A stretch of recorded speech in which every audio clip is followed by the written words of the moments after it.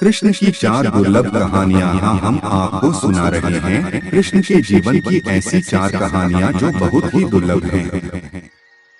जाने कि कैसे दुर्योधन की पत्नी कृष्ण भक्त हो गई, कैसे कृष्ण ने सत्यभामा के घमंड को ठीक किया, कृष्ण का सिरदर्द कैसे अजीब ढंग से गायब हो गया और क्यों कृष्ण ने अपने एक भक्त को उसके हाल पर ही छोड़ दिया।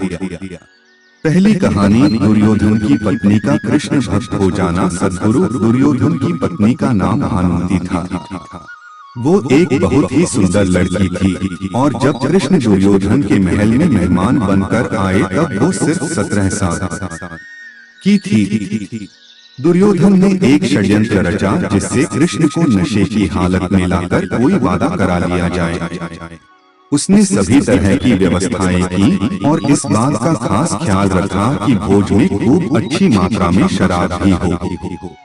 दुर्योधन के दोस्त भी आए और सभी ने इतनी शराब पी कि वे सब नशे में धुत हो गए। पर कृष्ण ने अपने आप को शांत रखा और वे हर किसी को खुश करते रहे। इस सारे हंगामे में भानुमति ने भी कुछ ज्यादा ही पी ली। जितनी वो पी सकती थी उससे भी ज्यादा। वो एक युवा लड़की थी और उसे इन चीजों की आदत नहीं थी, तो वो नशे में बहकने लगी। कुछ समय बाद सभी लोग बहकने लगे और चीजें काबू से बाहर जाने लगी। भानुमति अपने पर काबू खो बैठी। वो कृष्ण से लिपट गई और उनके लिए अपनी इच्छा प्रकट करने लगी। कृष्ण ने उसे किसी शिशु की तरह संभाला और वे समझ गए थे कि स्थिति खराब हो चुकी थी। वे समझ गए थे कि भानुमति अगर कुछ गलत कर बैठी तो बाद में संभाल नहीं पाएगी और हस्तिनापुर की रानी का गौरव कलंकित हो जाएगा। इसलिए कृष्ण उसको उठाकर महल के अंदर ले गए और उसकी सास गांधारी के कक्ष में जाकर उनके हवाले कर दिया। अगले दिन सुबह जब भानुमति को पता चला तो वो कृष्ण के प्रति सम्मान और कृतज्ञता से भर गई कि उन्होंने उसे बचा लिया था। तब से वो कृष्ण की भक्त बन गई। दूसरी कहानी, कृष्ण की घमंडी पत्नी। सद्गुरु सत्यभामा कृष्ण की दूसरी पत्नी थी। वो एक बहुत ही घमंडी स्त्री थी।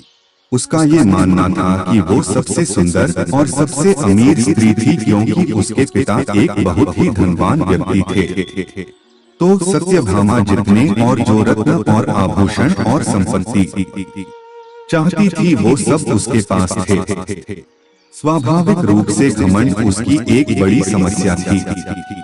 एक बार कृष्ण के जन्मदिवस के अवसर पर सत्यभामा ने सोचा कि वो सबको दिखाएगी कि वो कृष्ण को कितना प्यार करती थी। तो उसने तय किया कि वो कृष्ण के वजन जितना सोना शहर के लोगों में बांटेगी। एक बार कृष्ण के जन्मदिवस के अवसर पर सत्यभामा ने सोचा कि वो सबको दिखाएगी कि वो कृष्ण को कितना प्यार करती थी। तो उसने तय किया कि वो कृष्ण के वजन जितना सोना शहर के लोगों में बांटेगी। इसे तुलाभार कहते हैं। ये मंदिरों में होता है। लोग एक बड़ी तराजू में अपने वजन के बराबर का मक्खन, घी या चावल या कुछ और रखकर वो चीज लोगों में बांटते हैं। चावल, नमक, दाल या सोना या वो कुछ भी आप दे सकते हैं जो देना चाहिए। ये प्राचीन परंपरा हमारी संस्कृति का एक हिस्सा है। सत्यभामा ने तुलाभार की व्यवस्था की। लोग बहुत प्रभावित हुए पर कृष्ण पर इन बातों का कोई असर नहीं हुआ। वे जाकर तराजू के एक पल्ले पर बैठ गए। सत्यभामा जानती थी कि उनका वजन लगभग कितना है और उसने उतना सोना तैयार ही रखा था। पर जब उसने सब सोना दूसरे पल्ले पर रखा तो कांटा जरा भी नहीं हिला। कृष्ण का पल्ला थोड़ा भी ऊपर नहीं हुआ। ऐसा ही कुछ तब भी हुआ था जब कृष्ण एक शिशु थे। एक राक्षस आकर उन्हें ले जाने लगा। तब कृष्ण ने अपना वजन इतना बढ़ा लिया कि राक्षस वहीं गिर पड़ा और कृष्ण ने उसके ऊपर बैठ कर उसे कुचल कर मार डाला। क्रिया योग में एक ऐसा तरीका है जिससे कोई योगी अपना वजन बढ़ा या घटा सकता है। ऐसी बहुत सी कहानियां हैं कि ऐसे योगी भी थे जो पहाड़ की तरह भारी हो जाते थे।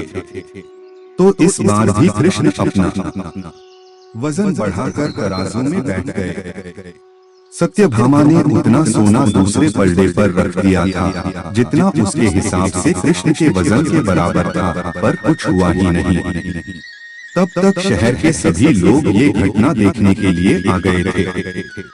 तब उसने अपने नौकरों से वो सभी गहने मंगवाए जो उसके पास थे।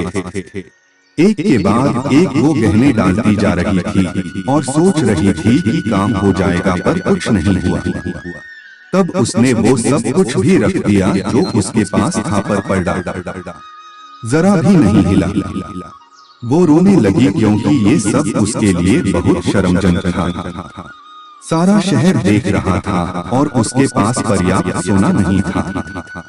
वो जो हमेशा अपनी संपत्ति के बारे में इतनी घमंडी थी, उसके पास पर्याप्त सोना नहीं था और उसे समझ में नहीं आ रहा था कि वो क्या करे। तब उसने रुक्मिणी की ओर देखा जिससे वो बहुत जलती थी और हमेशा परेशान रहती थी।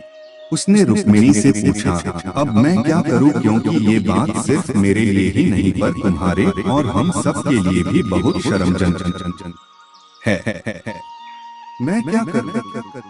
तब रुक्मिणी बाहर गई और तुलसी के पौधे के 3 पत्ते उठा लाई। जैसे ही तुलसी के वे पत्ते उसने तराजू के दूसरे पलड़े पर रखे, कृष्ण का पलड़ा तुरंत ही ऊपर आ गया। तीसरी कहानी, कृष्ण का अर्धभक्त सद्गुरु। एक दिन कृष्ण दोपहर में खाना खा रहे थे और सत्यभामा बहुत ही खुशी और गर्व के साथ खाना परोस रही थी, क्योंकि वो ऐसे व्यक्ति नहीं थे जो रोज खाना खाने घर पर आए। उसे ऐसा अवसर कभी कभी ही मिलता था कि वो उन्हें खाना परोसे, तो वो ये बहुत खुशी और आनंद से कर रही थी। खाने के बीच में ही कृष्ण अचानक उठ खड़े हुए और हाथ धोए बिना ही दरवाजे की ओर दौड़ने लगे। सत्यभामा अवाक रह गई और बोली, अरे ये क्या है? खाना तो खा लीजिए और फिर जाइए।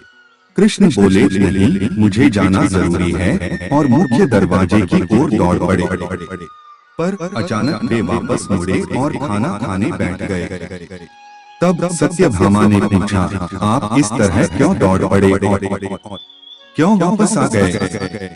ये सब क्या है? कृष्ण ने जवाब दिया, मेरा एक भक्त जंगल में बैठा था और उसके जीवन प्राण ही कृष्ण कृष्ण कृष्ण हो गए थे। मैंने एक भूखे बाघ को उसकी ओर आते देखा तो मुझे जाना पड़ा। मैं दरवाजे तक पहुंचा ही था कि बेवकूफ ने पत्थर उठा लिया, तो मैं वापस आ गया। अब उसे अपने आप ही अपनी परिस्थिति संभालने दो। चौथी कहानी, कृष्ण के सिरदर्द का इलाज सद्गुरु। एक बार कृष्ण के जन्मदिवस के अवसर पर उत्सव मनाने के लिए बहुत बड़ी तैयारियां की गई थी। नृत्य, संगीत और भी बहुत कुछ। लोग बड़ी संख्या में इकट्ठा हुए पर कृष्ण घर में ही बैठे रहे। वे शायद उसमें भाग लेना नहीं चाहते थे। वैसे तो कृष्ण हर तरह के उत्सव के लिए हमेशा तैयार ही होते थे, पर इस दिन किसी वजह से उनकी इच्छा नहीं थी। रुक्मिणी आई और पूछने लगी, नाथ, आपको क्या हो गया है? क्या बात है? आप उत्सव में शामिल क्यों नहीं हो रहे? कृष्ण बोले, मुझे सिर दर्द है। हमें नहीं मालूम उनको वास्तव में सिर दर्द था या नहीं। हो सकता है कि वाकई हो, और ये भी संभव था कि वे नाटक कर रहे हों। उनमें वो योग्यता थी। कृष्ण बोले, कोई जो मुझे वाकई में प्यार करता हो, वो अपने पैरों की धूल अगर मेरे सिर पर मल दे तो मैं ठीक हो जाऊंगा। रुक्मिणी बोली, हमें वैद्यों को बुलाना चाहिए। तो वैद्य आए। उन्होंने हर तरह की दवाइयां दी। कृष्ण बोले, नहीं, ये सब चीजें मुझ पर असर नहीं करेंगी। लोगों ने पूछा, तो हमें क्या करना चाहिए? तब तक बहुत सारे लोग इकट्ठा हो गए थे। सत्यभामा आई, नारद आए। हर कोई परेशान था। क्या हो गया? क्या हुआ है? कृष्ण को सिर दर्द है। हम उन्हें ठीक करने के लिए क्या करें? कृष्ण बोले, कोई जो मुझे वाकई में प्यार करता हो, वो अपने पैरों की धूल अगर मेरे सिर पर मल दे तो मैं ठीक हो जाऊंगा। सत्यभामा बोली, ये क्या बात हुई? मैं आपसे बहुत प्यार करती हूँ, पर ये नहीं हो सकता कि मैं अपने पैरों की धूल लेकर आपके सिर पर लगा। हम ऐसा काम नहीं कर सकते। रुक्मिणी रो रही थी। हम ये कैसे कर सकते हैं? ये तो आपका अनादर होगा, अपमान होगा। हम ये नहीं कर सकते। नारद भी पीछे हट गए। मैं ऐसा कुछ भी करना नहीं चाहता। आप स्वयं भगवान हैं। मुझे नहीं मालूम कि इसमें क्या रहस्य है। पता नहीं इसमें कौन सा जाल होगा। मैं अपने पैरों की धूल आपके सिर पर रखूंगा तो हमेशा नरक की आग में जलूंगा। मैं ऐसा कोई काम करना नहीं चाहता। चारों ओर बात फैल गई। हर कोई सख्ती में था। हम ये काम नहीं कर सकते। हम सब उन्हें बहुत प्यार करते हैं, पर ऐसा करके हम नरक में जाना नहीं चाहते। उत्सव मनाने के लिए लोग कृष्ण का इंतजार कर रहे थे, पर कृष्ण अपना सिरदर्द लेकर बैठे थे। फिर ये बात वृंदावन तक पहुंची। गोपियों को मालूम पड़ा कि कृष्ण को सिरदर्द है। तब राधा ने अपनी साड़ी का पल्लू फाड़कर जमीन पर बिछा दिया और सब गोपियां उस पर नाचने लगी। उन्होंने फिर वो पल्लू नारद को देकर कहा, इसे ले जाइए और कृष्ण के सिर पर बांध दीजिए। नारद वो धूल भरा पल्लू ले आए और उसे कृष्ण के सिर पर बांध दिया। कृष्ण का सिर दर्द तुरंत ठीक हो गया। कृष्ण ने हमेशा स्पष्ट रूप से बताया कि उनके लिए कौन सी चीज सबसे ज्यादा महत्वपूर्ण थी। हालांकि वे राजाओं के साथ घूमते थे और उन्हें बहुत से राज्य भेंट किए गए, पर उन्होंने भी नहीं लिए। उनके लिए यही सच्चा, निस्वार्थ, सरल प्रेम ही महत्वपूर्ण था।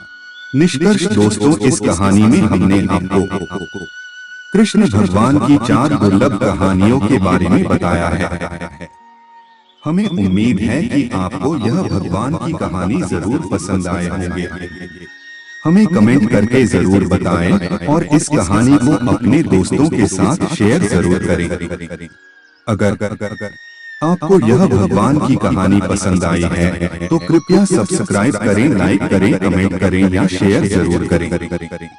कृपया अपने किसी भी तरह के सुझावों अथवा विचारों को हमारे साथ अवश्य शेयर करें, जिससे मुझे मोटिवेशन मिलेगा।